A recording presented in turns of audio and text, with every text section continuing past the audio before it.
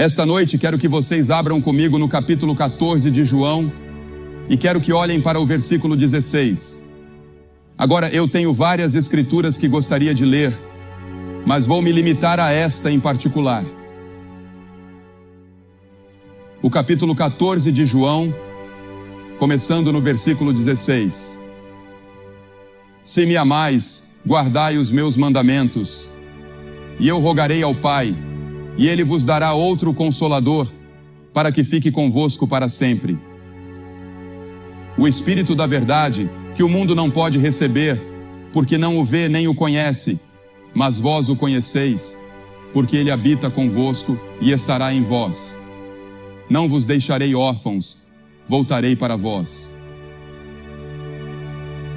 O Papa João uma vez foi perguntado qual era a maior necessidade do mundo, e ele disse: o ensino e o ministério do Espírito Santo. Minha esposa e eu tiramos umas breves férias há alguns anos com o grande teólogo suíço Karl Barth, e eu perguntei ao Dr. Barth: qual será o próximo foco teológico no mundo? Isso foi antes de um movimento carismático florescer como o conhecemos hoje. E o Dr. Karl Barth, com grande visão profética, disse: o foco será no trabalho do Espírito Santo. E o apóstolo Paulo disse em 1 Coríntios, capítulo 12, versículo 1, acerca dos dons espirituais, não quero, irmãos, que sejais ignorantes. Agora, é impossível entender a Bíblia, a vida cristã, a estrutura da igreja, ou compreender seu próprio relacionamento com Deus sem a pessoa e a obra do Espírito Santo. Hoje, temos o que é chamado de movimento carismático, e eu vejo isso em todo o mundo. Vejo isso em todas as suas formas. Estive em alguns países onde dizem que o movimento carismático está avançando muito na Igreja Católica Romana e percebo que essas pessoas nunca falaram em línguas. Elas simplesmente tiveram uma nova experiência com Cristo e ainda assim se chamam carismáticas. E estão certas porque todo verdadeiro cristão é carismático. Todo verdadeiro cristão é carismático. É da palavra carismático que obtemos nossa palavra carisma, que é o plural de charis, que significa dom, um dom de graça. Agora existem 20, 21 ou 19 dons, dependendo de como se conta. No meu livro eu digo 20, mas penso que é apenas uma lista exemplificativa dos dons do Espírito. Mas todo verdadeiro crente tem um dom do Espírito Santo. O dom de administração, o dom de ajuda, o dom de conhecimento, o dom de sabedoria, o dom de evangelista, o dom de pastor, o dom de mestre. Seja qual for o dom, ele é dado pela vontade do Espírito Santo. É um dom do Espírito Santo para você, para ajudá-lo, guiá-lo, fortalecê-lo, edificar o corpo de Cristo e testemunhar de Cristo ao mundo ao nosso redor. E nesse sentido, todo verdadeiro crente é carismático. Agora vamos examinar um pouco mais a palavra e a obra do Espírito Santo. Em primeiro lugar, ele não é uma coisa, não é um isso. Ouço pessoas dizerem, eu quero isso. Ele é uma pessoa. A Bíblia diz que ele não é algo, ele é alguém, ele é Deus. Há 3 pessoas na Trindade, Deus Pai, Deus Filho, Deus Espírito Santo. Você pode dizer, eu não entendo isso. Nem eu. Não vou tentar explicar, pelo menos neste momento, exceto pela fé, que há um só Deus expresso em 3 pessoas, Deus Pai, Deus Filho, Deus Espírito Santo. Agora, a Bíblia ensina que o Espírito Santo é todo-poderoso. Miqueias 3:8 diz, mas quanto a mim, estou cheio do poder do Espírito do Senhor. A Bíblia diz que Ele está presente em todos os lugares. Não importa onde você vá, Ele está lá. Para onde me ausentarei do teu Espírito? Para onde fugirei da tua presença? Salmo 139. Essa é uma das razões pelas quais Cristo foi embora. Ele precisou sair do corpo humano, porque Cristo só podia estar em um lugar por vez. Ele estava limitado ao seu corpo. Ele foi embora para que o Espírito Santo pudesse vir em seu lugar e estar presente em todos os lugares ao mesmo tempo. O Espírito Santo pode estar em seu coração e no meu, mesmo que vivamos a 1000 milhas de distância. Ele disse: convém que eu vá, porque se eu não for, o Consolador não virá para vós, mas se eu for, eu o enviarei. Ele precisava ir para que o Espírito Santo pudesse vir e realizar sua grande obra ao longo da história da igreja. Agora, ele também tem todo o conhecimento.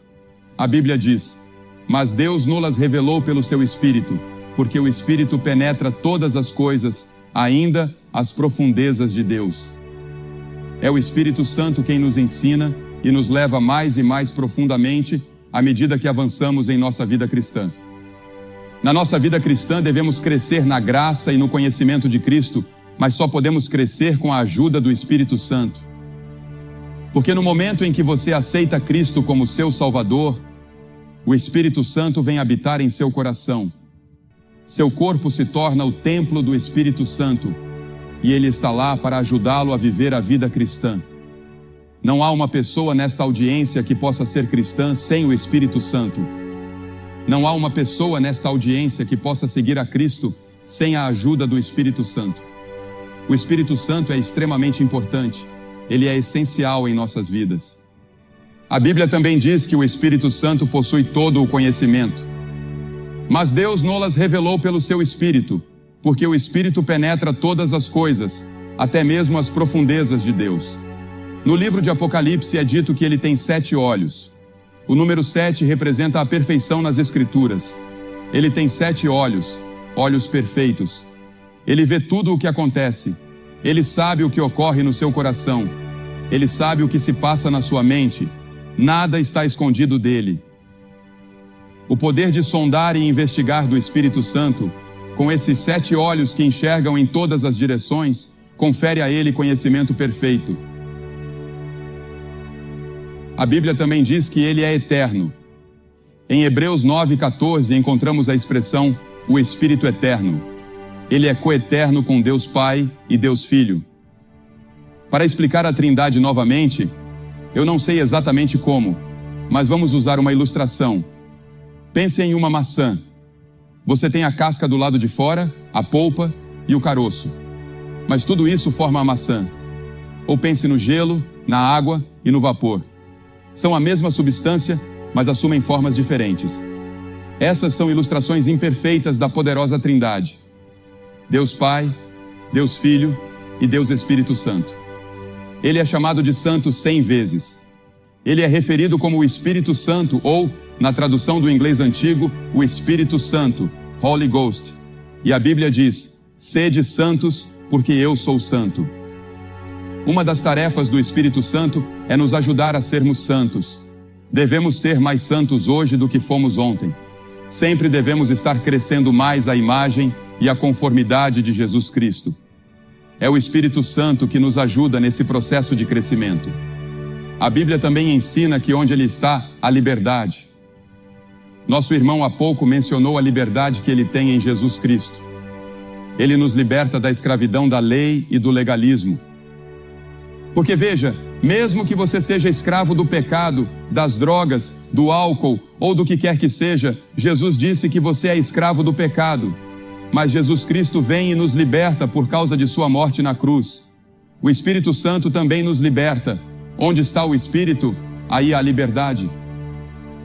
Eu consigo entrar em um culto e em 5 minutos dizer se aquelas pessoas foram libertas pelo Espírito Santo. Qual é o trabalho do Espírito Santo? O primeiro trabalho do Espírito Santo é convencer. Ele nos convence do pecado. E quando ele vier, convencerá o mundo do pecado, da justiça e do juízo. Em João 16, ele usa as orações de uma mãe, como nosso irmão mencionou há pouco, ou uma experiência trágica, ou o sermão de um pastor, ou alguma outra experiência. Talvez esta transmissão, ele usará isso para convencer você do seu pecado e da necessidade de entregar totalmente sua vida a Jesus Cristo. Esse é o trabalho do Espírito Santo e muitas vezes ele nos incomoda.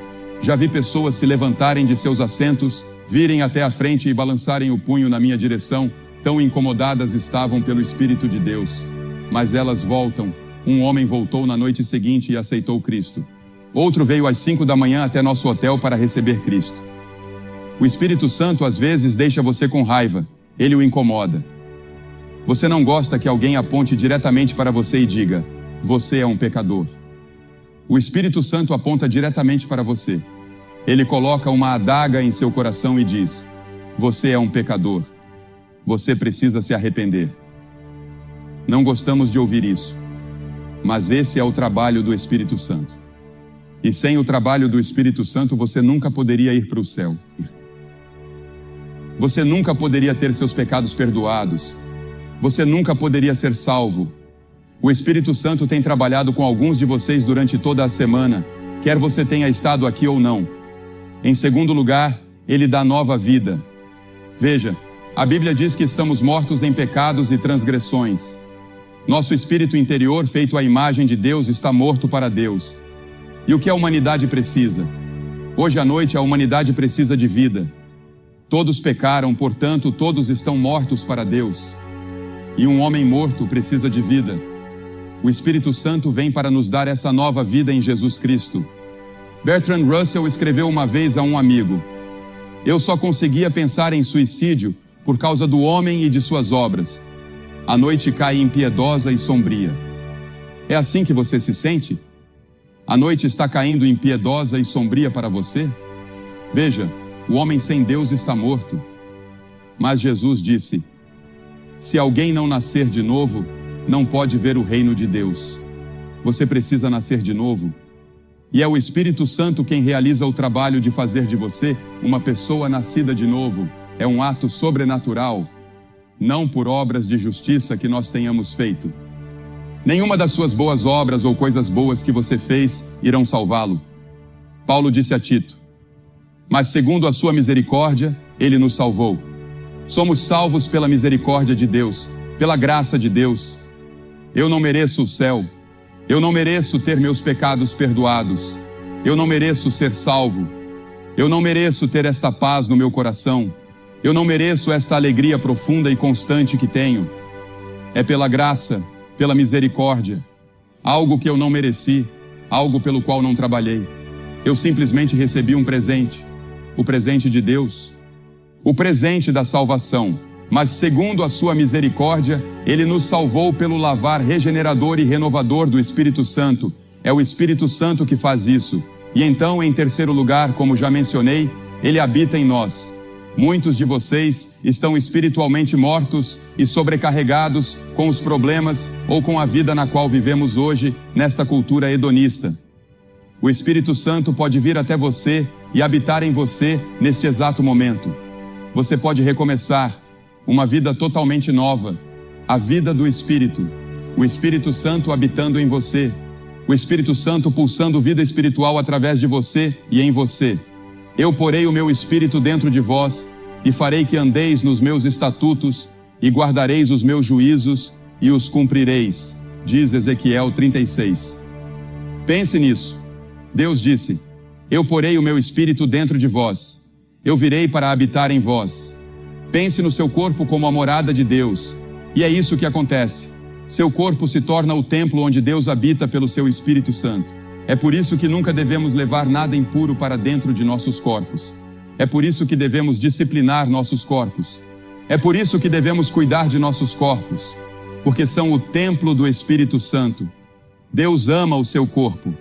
Ele não quer que ele seja poluído e contaminado por desejos carnais e coisas às quais você se entrega. Ele habita convosco e estará em vós, disse Jesus no texto que lemos. Não sabeis vós que sois o templo de Deus e que o Espírito de Deus habita em vós? Disse 1 Coríntios 3,16. E então, em quarto lugar, o Espírito Santo lhe dá poder para servir a Cristo. Mas recebereis poder ao descer sobre vós o Espírito Santo e sereis minhas testemunhas. Eu não posso fazer o trabalho que estou fazendo sem o poder do Espírito Santo. As pessoas sempre, sabe, coitadas delas. Eu amo os repórteres de jornal. Alguns deles são meus melhores amigos, mas muitos, que não conhecem a Cristo, não conseguem compreender o que está acontecendo.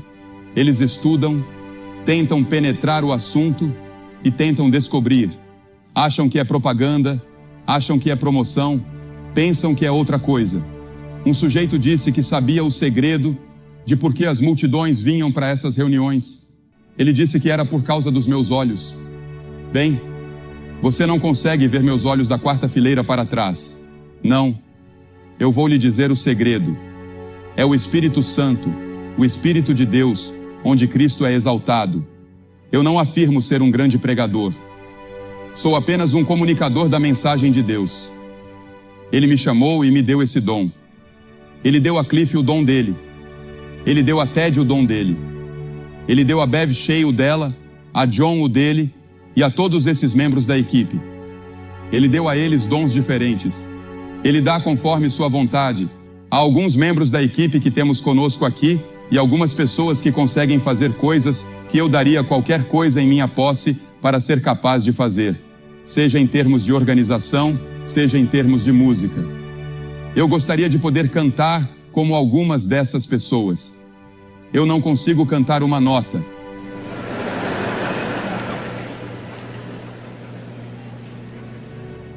Na verdade, eu nem canto quando estou ao lado de alguém porque atrapalho a pessoa.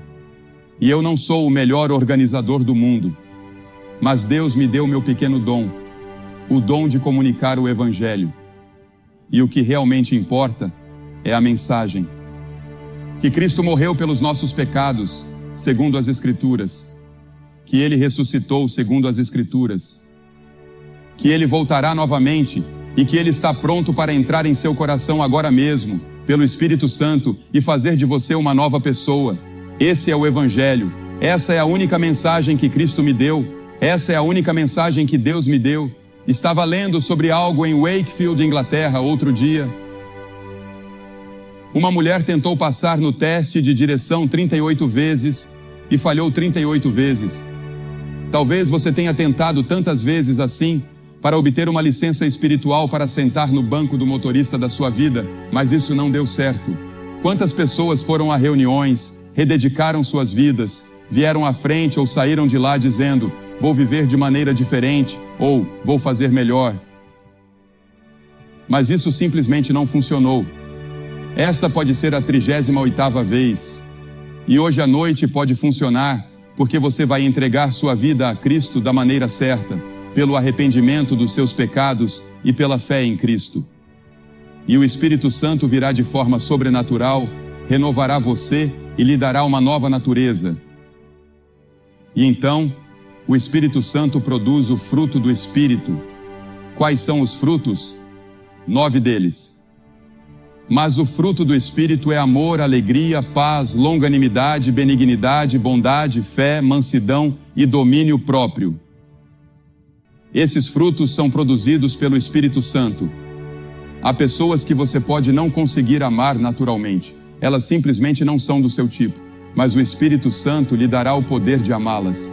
E a maior coisa do mundo, o que é? O amor. A maior evidência de que você conhece a Cristo é o amor. E você não consegue amar essa pessoa? Bem, eu sei que há algumas pessoas que são difíceis de amar, mas o Espírito Santo pode amar através de você. Ele pode amar através de você.